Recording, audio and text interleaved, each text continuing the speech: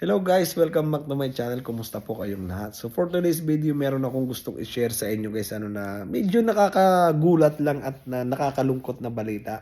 So ayun guys, nakahiga na pala tayo kasi it's 10:22 PM. So ayun, bago tayo matulog, magbo-vlog muna tayo. So ayun guys, meron akong gustong i-share sa inyo na regarding sa trabaho na mahirap pala talaga yung sobrang magtitiwala. Kasi guys, kanina nagpatawag ng meeting yung bagong supervisor namin, yung supervisor ng bagong company. So ayun guys, hindi ko ine-expect na nag-iisip pala yung manager ko na baka maagawan ko siya ng trabaho. So kaya pala lately napapansin ko na panay ang sumbong niya sa mga konting mali, alam mo yung mga maliit na bagay, big deal sa kanya. Kaya parang sabi ko may something, parang iba. Napansin ko sa kanya kasi nung dati, nung doon sa dating management, hindi naman siya ganun eh. So parang sabi ko ano kayang ibig sabihin nito, pero hindi naman ako nag-iisip dahil palagi naman ko siyang kausap, nagkukwentuhan kami palagi. So kinukumusta niya ako palagi. And then nung tinatanong niya pa nga ako, kumusta yung parents mo sa Pilipinas, kumusta yung family mo sa Pilipinas. So kumbaga hindi ko talaga inaakala na ganun pala yung thinking niya sa akin. So ito kasi guys yung nangyari kanina.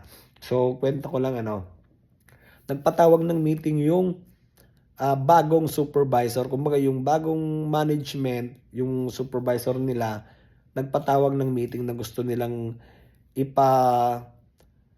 gawa yung processing nila kung paano, halimbawa, nagsisimula sa picking. After mo i-pick yung order, gagawa ka ng sticker, ididikit mo sa box. So kumbaga, kung titignan mo yung positive side nung bagong system nila, maganda. Kasi organized, talagang may sistema. Kung mawalan man, kung magkaroon ng problema, madali nilang natitrace kasi may sistema sila eh. Alam nila kung saan magkakaroon ng problema, alam nila kung saan i-check yung problema, alam nila kung ano ang gagawin.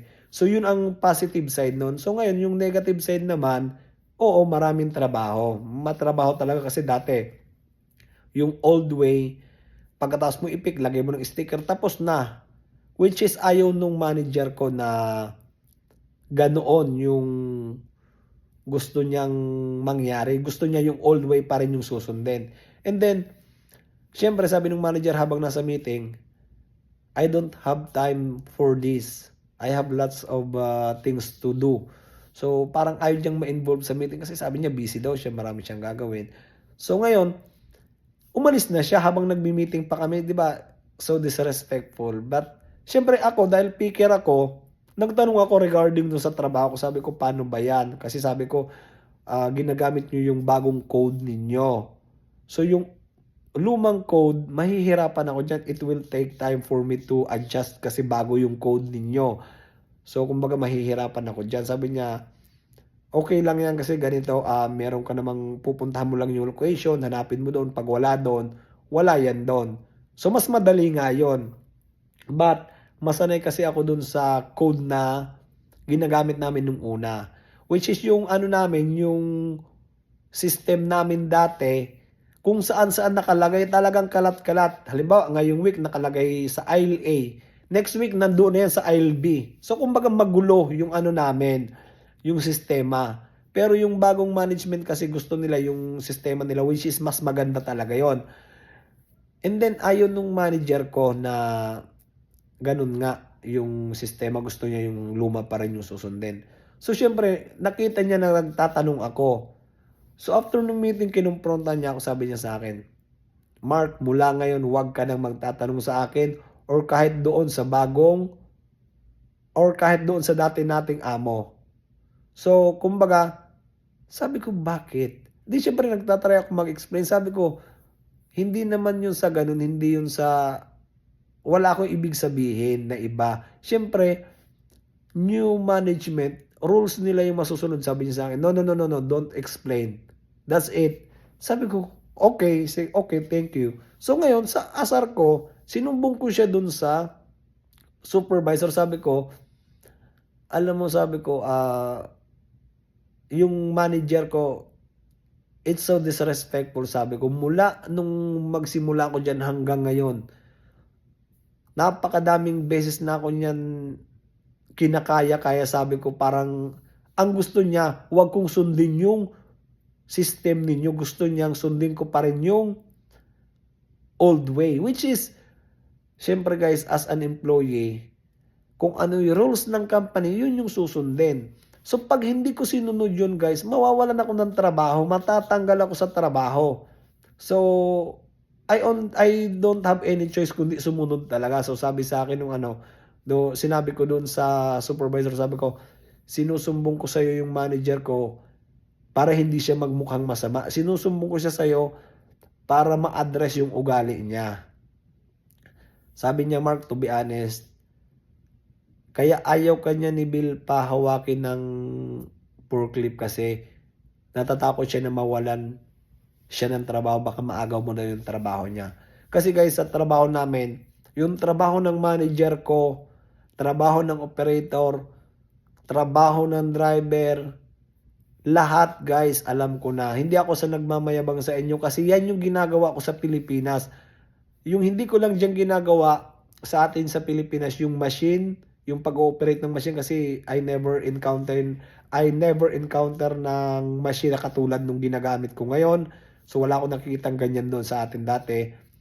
And then, yung forklift, yan, hindi talaga ako marunong niya. Pero ngayon, sabi nung opisina, yun nga, kumuha ko ng forklift license para matuto ako mag-drive at makatulong. Okay, sabi ko, okay, it's a good opportunity for me. Sabi ko, willing naman akong kumuha ng forklift license. So ngayon guys, yun pala yung kinakatakot nung manager ko na baka maagawan ko lang siya ng trabaho. Kasi guys, sa totoo lang, lahat ng trabaho dun alam ko na, forklift na lang talaga yung hindi. Yun na lang yung hindi ko alam kung paano yun i-operate. So, yung trabaho ng manager, yan naman yung ginagawa ko sa Pilipinas. Shipper, receiver, dispatcher, coordinator, ayan yung ginagawa ko sa Pilipinas, speaker, lahat yan, ginagawa ko yan. So, kaya hindi na ako bago sa trabaho niya. And then, naiintindihan ko siya dahil syempre pressure siya. At saka ang problema kasi sa kanya kapag maraming trabaho, na ang bilis niya magalit, galit na galit. So sabi ko, hindi maganda ito. Dapat syempre as a leader, ikaw yung magiging example ng magandang ugali under pressure, 'di ba? Kapag maraming trabaho, ikaw dapat yung magpapasunod na kalmado ka lang, pero nagagawa mo pa rin yung trabaho mo kasi halos lahat ng customer doon galit, galit kasi pag may darating, susungitan niya. Alam mo yun? So, hindi ko alam guys kung ano yung trip ng manager ko na yun eh. So, lagi siyang galit. Actually, marami nang umalis dyan dahil sa ugali niya. So, ayun guys, hindi ko lang talaga yung in-expect na ganun pala yung iniisip niya sa akin. Kaya pala lately, iba na yung kinikilos niya. Parang may napansin ako na, yun nga, hindi ko ini-expect na yung pala yung iniisip niya sa akin na baka daw maagawan ko siya ng trabaho. Which is hindi naman. Ginagawa ko lang naman yung guys, kaya ko pinupursige matuto sa lahat. Kung bibigyan ako ng chance na i-train sa trabaho na hindi ko alam.